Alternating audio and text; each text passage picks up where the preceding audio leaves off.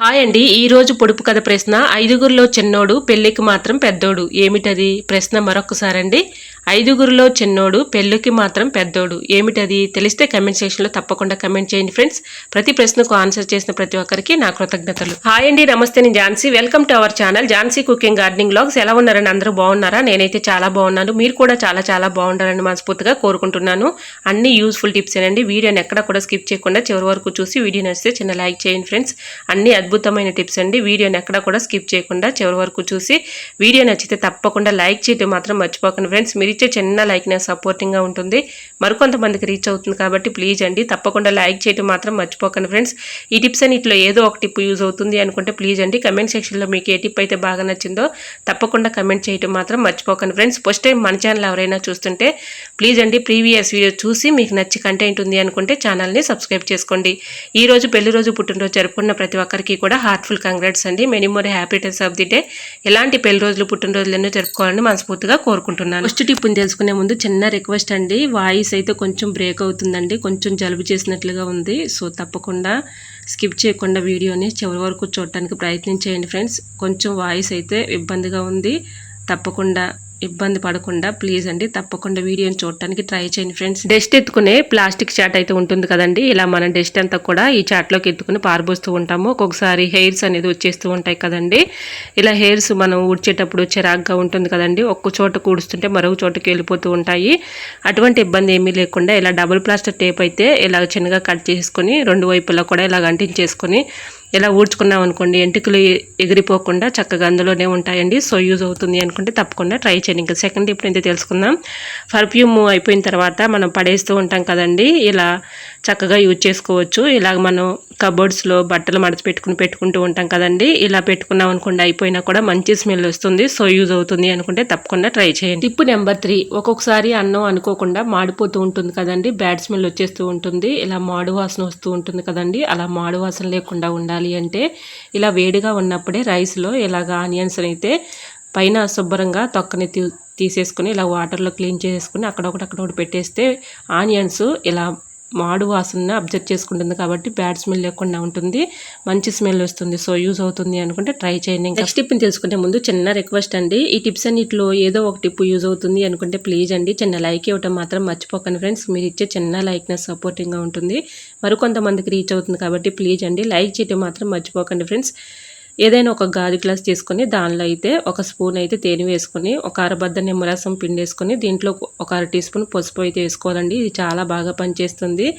ఇలా పీరియడ్స్ టైంలో ఎక్కువగా స్టమక్ పెయిన్తో బాధపడే వాళ్ళు ఈ టిప్ అయితే చాలా బాగా వర్క్ అవుతుందండి. ఇలాగా ఈ 3 కలిపిన ఈ మిశ్రమాన్ని మనం చక్కగా పీరియడ్స్ టైంలో ఎక్కువగా స్టమక్ పెయిన్తో బాధపడే వాళ్ళు ఈ వాటర్ తీసుకున్నట్లయితే 1 అవర్ లోపలనే ఈ పెయిన్స్ అనేది తగ్గిపోతాయండి. సో తప్పకుండా యూజ్ అవుతుంది అనుకుంటే ట్రై చేయండి. ఇంకా నెక్స్ట్ టిప్ అయితే తెలుసుకుందాం. Tip number 5. కిచెన్ సింక్లో ఎంత క్లీన్ చేసినా కూడా ఒక్కొక్కసారి బ్యాడ్ స్మెల్ వచ్చేస్తూ ఉంటుంది కదండి. అలా బ్యాడ్ స్మెల్ లేకుండా ఉండాలంటే ఇలాగ కిచెన్ సింక్లో ఇలా వాటర్ పోయే దగ్గర హోల్స్ దగ్గర ఇలా కొంచెం ఫేస్ పౌడర్ అప్లై చేసామనుకోండి బ్యాడ్ స్మెల్ లేకుండా మంచి స్మెల్ వస్తుంది. సో యూజ్ అవుతుంది అనుకుంటే ట్రై చేయండి. Tip number 6. నెయిల్ పాలిష్లు పాడవకుండా గడ్డ కట్టకుండా ఎక్కువ రోజులు స్టోర్ ఉండాలంటే ఈ టిప్ అయితే ఫాలో అయిపోయింది. ఇలాగా ఫ్రిడ్జ్లో పెట్టుకున్నట్లయితే గడ్డ కట్టకుండా ఎక్కువ రోజులు స్టోర్ ఉంటాయి. సో యూజ్ అవుతుంది అనుకుంటే ట్రై చేయండి. Tip number 7.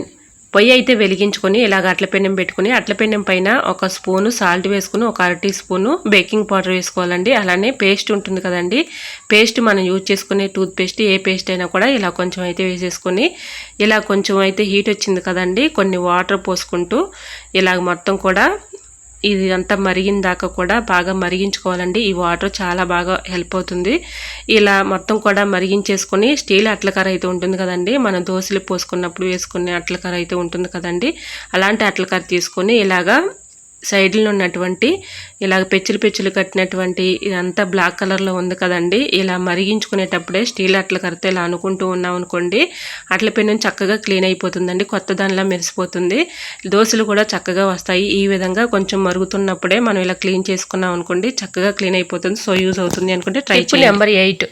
కుక్కర్లో మనం వంట చేస్తూ ఉంటాం కదండి, అంటే పప్పు కానీ రైస్ కానీ ఇలా వండుకుంటూ ఉంటాం కదండి. ఇలా బ్యాక్ సైడ్ కొంచెం మరకలుగా అలానే కొంచెం డస్ట్ పట్టేసినట్లుగా బ్లాక్ కలర్లో ఉంటుంది కదండి. ఇది ఎలా క్లీన్ చేసుకోవాలనేది ఈ టిప్ అయితే షేర్ చేస్తున్నాను. ఇలా ఒక 1/2 టీ స్పూన్ పసుపు వేసుకోవాలి. మనం యూజ్ చేసుకునే టూత్ పేస్ట్ ఉంటుంది కదండి, ఆ పేస్ట్ కూడా ఒక 1/2 టీ స్పూన్ వేసేసుకుంటే సరిపోతుంది. ఒక 1/2 టీ స్పూన్ సాల్ట్ కూడా వేసేసుకొని ఈ 3 కూడా బాగా రఫ్ చేసి స్టీల్ స్క్రబ్బర్ వేసి కొన్ని వాటర్ పోసుకుంటూ బాగా ఇలాగా రబ్ చేసి రుద్దామంటే వెనక వైపు ఉన్నటువంటి మరకలు కానీ డస్ట్ కానీ బ్లాక్ కలర్లో ఉన్నటువంటి ఈ కలర్ కూడా మొత్తం కూడా పోతుందండి. ఈ విధంగా ట్రై చేయండి. బాగా బ్లాక్ కలర్లో మనం ఎంత క్లీన్ చేసినా ఒక్కొక్కసారి పోదు కదండి. ఈ విధంగా క్లీన్ చేసుకోండి, అద్భుతంగా పనిచేస్తుంది. సో యూజ్ అవుతుంది అనుకుంటే తప్పకుండా ట్రై చేయండి. టిప్ అయితే చాలా యూజ్ఫుల్గా ఉంటుంది. నెక్స్ట్ టిప్ తెలుసుకునే ముందు చిన్న రిక్వెస్ట్ అండి, మన ఛానల్ ఎవరైనా ఫస్ట్ టైం చూస్తున్నట్లయితే ప్లీజ్ అండి ప్రీవియస్ వీడియో చూసి మీకు నచ్చితేనే ఛానల్ని సబ్స్క్రైబ్ చేసుకోండి. ఈ టిప్స్ అన్నిటిలో ఏదో ఒక టిప్ యూజ్ అవుతుంది అనుకుంటే ప్లీజ్ అండి చిన్న లైక్ ఇవ్వడం మాత్రం మర్చిపోకండి ఫ్రెండ్స్. ఇంకా నెక్స్ట్ టిప్ని అయితే తెలుసుకుందాం. పొయ్యి అయితే వెలిగించుకొని అట్ల పెనం పెట్టుకొని దీనిపైన కొంచెం షాంపూ అయితే వేసుకోవాలండి. మనం యూజ్ చేసుకునే షాంపూ ఏ షాంపూ అయినా పర్లేదు. ఇలా కొంచెం షాంపూ అయితే వేసేసుకొని దీనిపైన నిమ్మరసం ఉంటుంది కదండి, ఒక అరబద్ద నిమ్మబద్ద తీసుకొని ఇలా రసం అయితే వేసేసుకొని దీనిపైన ఇలా నిమ్మ తొక్కను కూడా వేసేసుకోవాలండి. ఇలా వేసుకొని బాగా కొన్ని వాటర్ అయితే పోసుకొని కొంచెం ఒక స్పూను సాల్ట్ కూడా వేసేసుకొని కొన్ని వాటర్ పోసుకుంటూ బాగా మరిగించుకోవాలండి. బాగా ఈ వాటర్ అంతా కూడా దగ్గరకు వచ్చేంత వరకు కూడా ఫోర్క్ స్పూన్తో ఒకటి తీసుకొని ఇలాగ మొత్తం కూడా ఇదంతా కూడా అప్లై చేసేసి బాగా పొయ్యి అయితే కొంచెం మీడియం ఫ్లేమ్లో పెట్టుకొని ఇలా బాగా మరిగించుకోవాలండి. ఇలా బాగా మరిగించుకున్న తర్వాత ఈ వాటర్ దగ్గరకు వచ్చేంత వరకు కూడా బాగా మరిగించుకోవాలి. ఇలా కూడా అట్ల పెనం చక్కగా క్లీన్ అయిపోతుందండి. ఈ విధంగా కూడా క్లీన్ చేసుకోవచ్చు. సో యూజ్ అవుతుందని ఈ టిప్ కూడా షేర్ చేస్తున్నాను. చూసారు, ఈ విధంగా అయితే మనం ఈ నిమ్మ తొక్కను వేసేసి ఈ వాటర్ అంతా కూడా దగ్గరకు వచ్చేంత వరకు కూడా బాగా మరిగించుకున్నాం కదండి. ఇప్పుడైతే చక్కగా కిచెన్ సింక్లో ఇదంతా కూడా క్లీన్ చేసేసుకుందాం. స్టీల్ స్క్రబ్బర్ ఉంటుంది కదండి, ఆ స్క్రబ్బర్ పెట్టి శుభ్రంగా ఇదంతా రుద్దేసామనుకోండి, దీని పక్కన ఉన్న ఎడ్జ్లో ఉన్నటువంటి పెచ్చులు కానీ బ్లాక్ కలర్లో ఉన్నటువంటి షేడ్ మొత్తం కూడా రిమూవ్ అయిపోతుందండి. ఇలాగ క్లీన్ చేసుకుని చూడండి, 100% వర్క్ అవుతుంది. ఇలా రిజల్ట్ అనేది మీకే కనిపిస్తుంది కదండి. ఈ విధంగా బాగా మరిగించుకుని ఈ వాటర్తో శుభ్రంగా స్క్రబ్బర్ వేసి ఇలా రుద్దిన తర్వాత చూడండి ఎంత క్లియర్గా కనిపిస్తుందో. ఈ విధంగా తేమ లేకుండా శుభ్రంగా ఏదైనా క్లాత్ పెట్టి తుడిచేసుకున్న తర్వాత మళ్ళీ అయితే పొయ్యి వెలిగించుకొని ఇలాగ అట్లా పెట్టేసుకొని దీనిపైన ఒక 1 టీ స్పూన్ పసుపు కొంచెం ఆయిల్ వేసేసి ఇలా ఒక టిష్యూ పేపర్ తీసుకొని మొత్తం కూడా ఇలాగా అట్ల పెనం మొత్తం కూడా అప్లై చేసేసి ఒక నైట్ అంతా ఇలా ఉంచేసి నెక్స్ట్ డే చక్కగా మార్నింగ్ ఇది క్లీన్ చేసేసుకొని మనం చక్కగా దోశలు పోసుకుంటే దోశలు చక్కగా వస్తాయండి. ఎటువంటి డౌట్ అయితే అవసరం లేదండి, చక్కగా వస్తాయి. సో మీరు కూడా ట్రై చేయండి. ఈ టిప్ అయితే చాలా బాగా వర్క్ అవుతుంది. సో యూజ్ అవుతుంది అని మీకు కూడా షేర్ చేస్తున్నానండి. చాలా బాగా వర్క్ అవుతుంది. సో యూజ్ అవుతుంది అనుకుంటే ట్రై చేయండి. టిప్ నెంబర్ 10, బెండకాయలని కట్ చేసేటప్పుడు ఒక్కొక్కసారి మనం కట్ చేసుకునేటప్పుడు ముక్కలు అయితే బాగా జిగురు వచ్చేస్తూ ఉంటాయి కదండి. అలా జిగురు రాకుండా ఉండాలంటే ఈ టిప్ అయితే ఫాలో అయిపోండి, 100% వర్క్ అవుతుంది. ఇలాగా మనం బెండకాయలు కట్ చేసుకునే ముందు ఒక 1 అవర్ ముందు ఏదైనా ఒక బౌల్ తీసుకొని దానిలో అయితే ఇలా బెండకాయలు వేసేసుకొని ఒక స్పూన్ సాల్ట్ వేసేసుకొని డీప్ ఫ్రిడ్జ్లో మనకి ఐస్ క్యూబ్స్ అయితే ఉంటాయి కదండి, ఐస్ క్యూబ్స్ తీసుకొచ్చి గిన్నెలో వేసేసి కొన్ని వాటర్ అయితే పోసుకొని 1 అవర్ పాటు ఇలా ఉంచేసి 1 అవర్ తర్వాత ఇలా శుభ్రం క్లీన్ చేసేసుకొని బెండకాయలని ఇలాగ కట్ చేసుకున్నాం అనుకోండి, చూడండి ఎక్కడ కూడా జిగురు అనేది లేదు. సో మీకు కూడా ఈ టిప్ యూజ్ అవుతుందని షేర్ చేస్తున్నానండి. ఇలా ఐస్ క్యూబ్స్ వాటర్లో 1 అవర్ పాటు ఇలా ఉంచేసి 1 అవర్ తర్వాత ఇలా క్లీన్ చేసుకొని ముక్కలు కట్ చేసేసుకుంటే చూడండి జిగురు అనేది లేదు. సో యూజ్ అవుతుంది అనుకుంటే ట్రై చేయండి. ఈ టిప్ అయితే చాలా బాగా వర్క్ అవుతుంది. ఐ హోప్ ఈ టిప్స్ అన్ని మీకు నచ్చాయి అనుకుంటున్నా. నచ్చితే మాత్రం ప్లీజ్ అండి వీడియోని లైక్ చేసి మీ ఫ్రెండ్స్ అండ్ రిలేటివ్స్కి షేర్ చేయండి. ఫస్ట్ టైం మన ఛానల్ ఎవరైనా చూస్తుంటే ప్లీజ్ అండి ప్రీవియస్ వీడియో చూసి మీకు నచ్చితేనే ఛానల్ని సబ్స్క్రైబ్ చేసుకోండి. ఈ టిప్స్ అన్నిటిలో ఏదో ఒక టిప్ యూజ్ అవుతుంది అనుకుంటే ప్లీజ్ అండి చిన్న లైక్ ఇవ్వటం మాత్రం మర్చిపోకండి ఫ్రెండ్స్. ఈ టిప్స్ అన్నిటిలో ఏ టిప్ అయితే మీకు బాగా నచ్చిందో తప్పకుండా కమెంట్ సెక్షన్లో కమెంట్ చేయడం మాత్రం మర్చిపోకండి ఫ్రెండ్స్.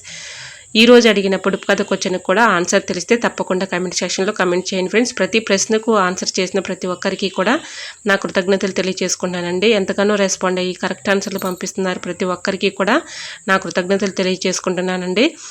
ఓకేనండి, మరికొన్ని టిప్స్తో మళ్ళీ మీ ముందుకు వచ్చేస్తానండి. అంతవరకు బాయ్. అందరూ బాగుండాలి, అందులోనే ఉండాలని ఆశిస్తూ నేను మీ ఝాన్సీ. Thanks for watching.